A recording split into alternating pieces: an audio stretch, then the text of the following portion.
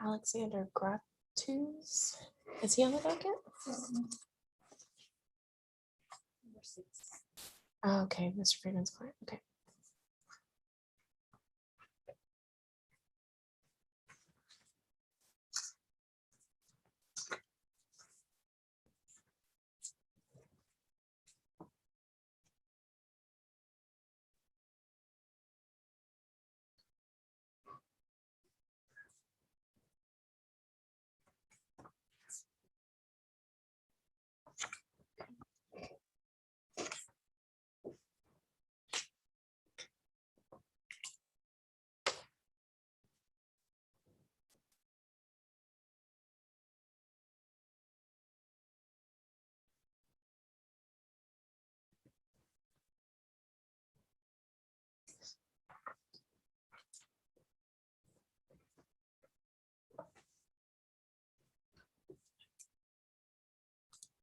Okay, so we have Mr. Seymour and it looks like everybody from the state. So, well, no, we don't have the jail yet. Hold on.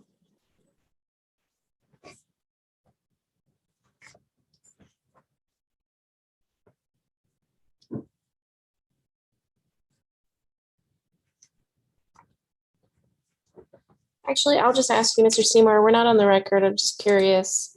Are you asking for resets on the 2 cases you have on the docket, or is there something else we need to address on those? Your Honor, I only have one case on my calendar, which is Thomas Wright. What's the other one? Oh, I see George Gasca as well. Yes, I'm sorry. That's right. We do have Gasca. Yes, Mr. Wright pled out on a felony earlier this week. And so I believe that Ms. Griffin has prepared and maybe filed a dismissal for his misdemeanor case. Yes, sir. And I'm assuming you don't have any objection? No. Very well, then that's fine. Yes, sir. Okay. And then Mr. Gasca, we reset last time. We did a short reset to try and figure out whether or not they were going to pursue the felony. And I got notice yesterday that they did indeed indict him on his felony. And so we're now shifting things to focus in felony court. And I imagine that will resolve the misdemeanor case as well. Okay, then do you want me to take Gasca off the jail docket altogether until you tell us you want it back on? Please. Yes, ma'am. Very well, and then we'll do that as well. All right. Okay. All right, Mr. Seymour, that's all for you. Thank you. I hope you have a Okay, I good. appreciate it. Thank you so much. All right.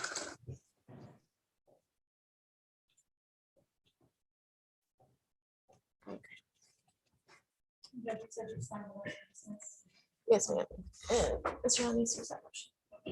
Out of order.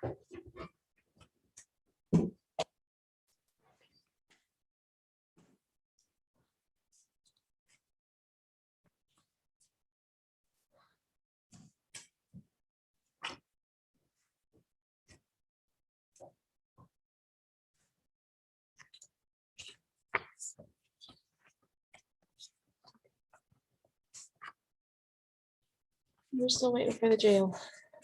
Okay, Mr. Maldonado.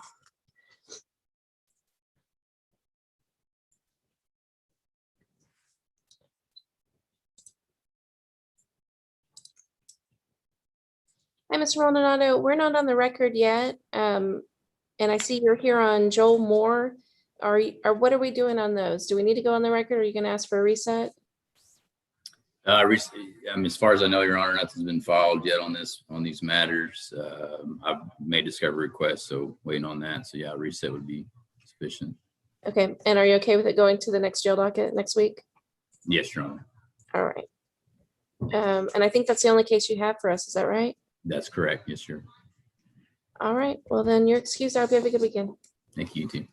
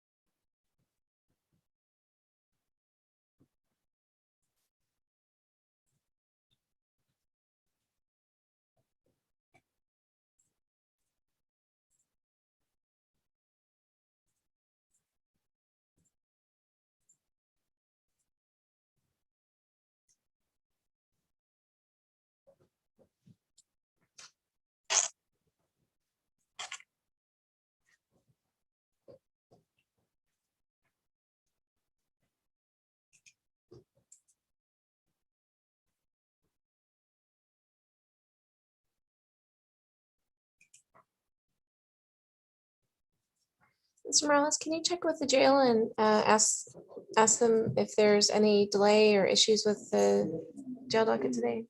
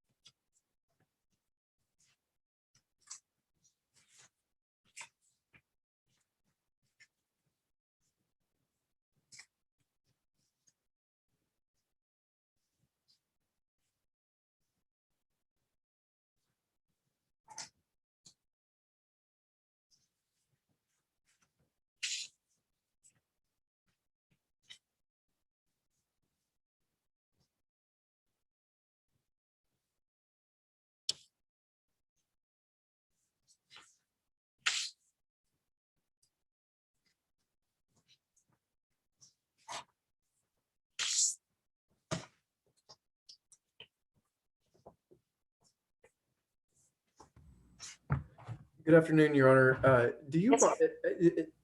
Would you mind if I black out my screen while we wait? I always feel so uncomfortable, like thinking that people are looking at me while I sit here and look at everyone else. Like, is that okay? I don't mean to be disrespectful, so I just wanted to ask if that would be okay with the court. It's perfectly fine, no worries. Yes, ma'am. Thank you, Your Honor.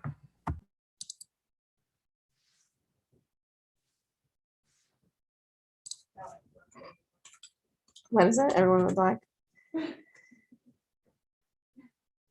I don't like looking at myself. That's why I usually black myself out.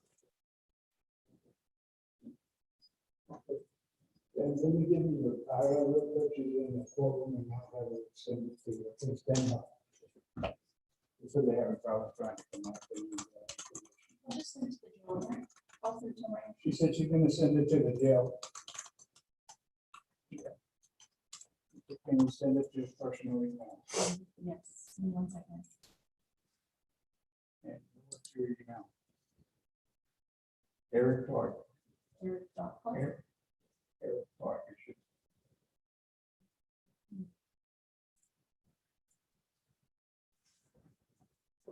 Yeah, I called Smith, but yeah, no, you're the only point of contact I got.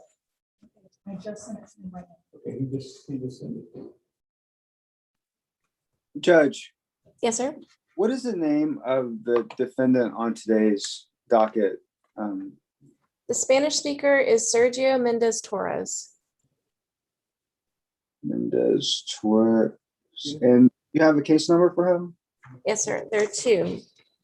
PREF 211442 CR3 and PREF 211443 CR1. So the first one is 143303. It is 1442. Okay, 42 and 43. Okay. 1 second. That's right. Got it. All right, I'll just do some research while we're waiting. Yes, sir. And it looks like Mr. Vega and Mr. Hicks are the only attorneys here. I mean, well, other than the state. Do y'all have anything pressing such that y'all need to get out of here fast? Such that once we get the jail on, you gotta run, or does it matter? Your Honor, we have a agreed judgment finding defendant incompetent and an order for two examiners to examine the defendant for regarding a civil commitment on Mr. Solis. So Okay, that should be pretty quick. okay.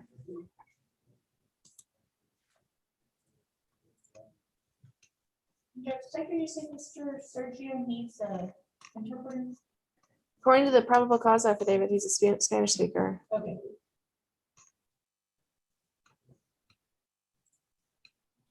And now for some reason, I don't see him on the docket for today. He is on number 7. He is, okay. I don't know I why. just want to add the case flag so that I know in the future that he's. Okay. Yeah, for some reason on Odyssey right now, it looks like I've just got Baronis, Donaldson, Flowers, Garza. I don't know why I'm missing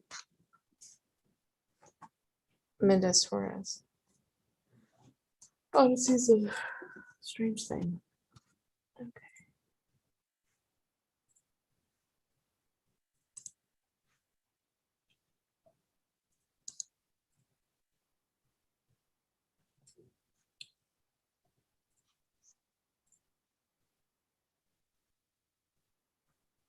There's also a lag on it.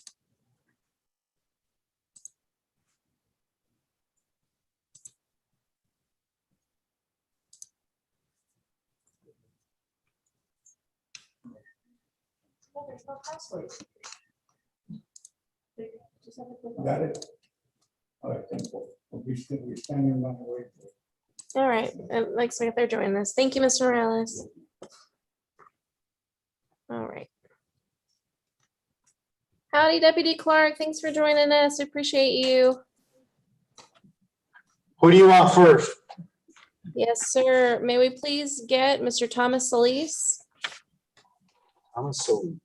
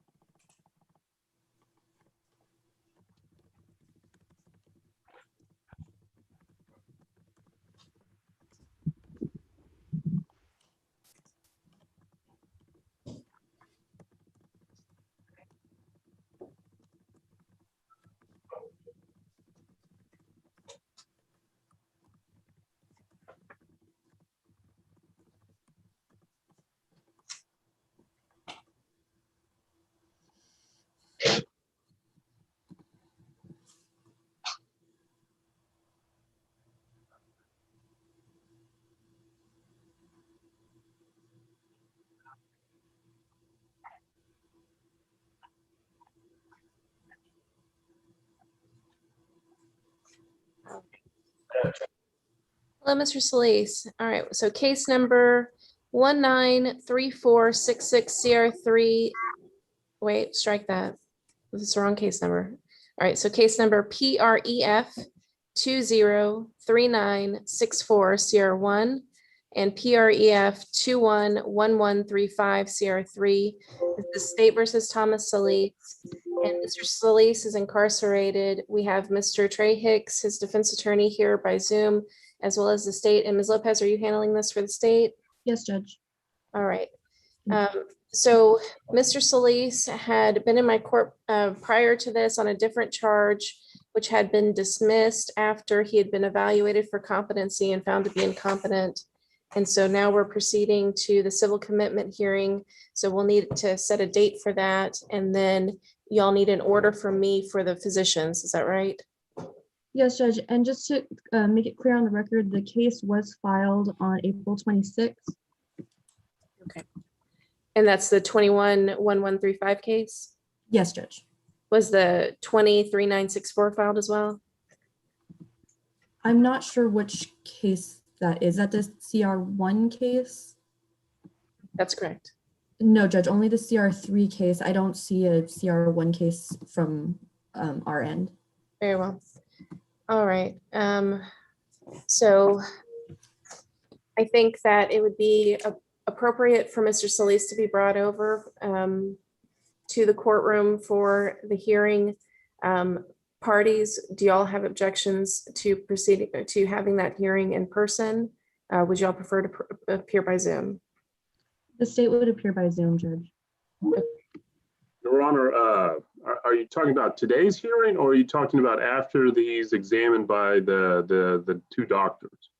My understanding is we have to have a hearing on any civil commitment. So if he's going to remain incarcerated for the period of time on the charge, then, and we've already have a opinion from one expert indicating that he's not likely to regain competency. So if the state's going to keep the case filed, then we have to proceed to a civil commitment hearing, is my understanding.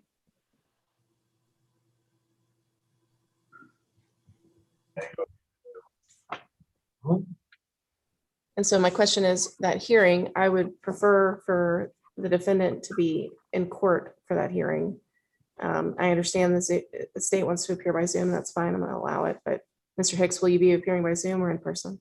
I'll appear in person, Your Honor. Okay. Ms. Stoddard, and how much time do y'all need between now and the time we set that hearing for?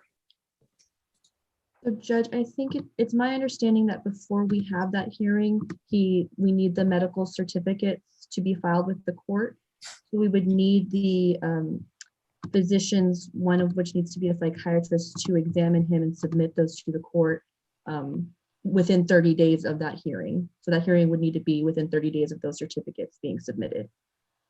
Okay. So can we set the hearing and then order that the examination and certificates be filed within 30 days of that? I believe they need to be filed before the hearing. Okay. And what code section are we looking at for that? That would be in the, B, I'm sorry. I'm I think sorry. it's in the health and safety code. Let me pull up my, And under chapter 571? I believe so. Let me judge. And this is just my understanding. And if I'm incorrect, we can continue to proceed. It would be under section 574.009.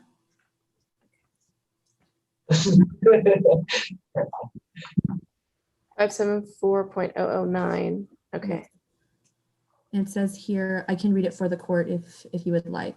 go ahead.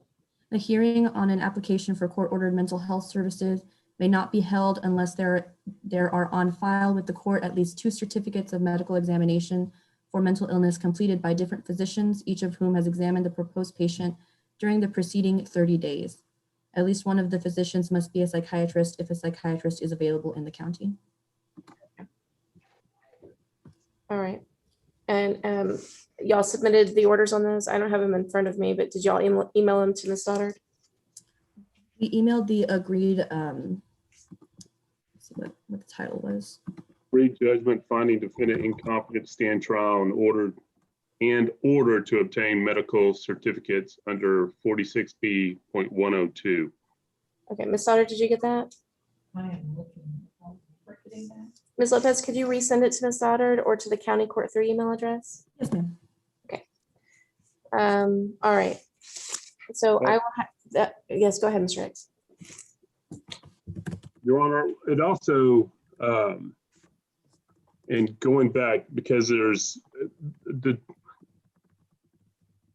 kind of a fork in the road. Is it was the defendant previously found to have a mental illness? You go one way, but if it's a intellectual disability, you go another way. I mean, you still need 2 doctors to examine him. And I'm trying to figure out which, in the incompetency report from the previous case that I was not on, whether or not it was mental illness or intellectual disability. Ms. Lopez, do you recall? I don't recall. It might have been intellectual disability, but I think for this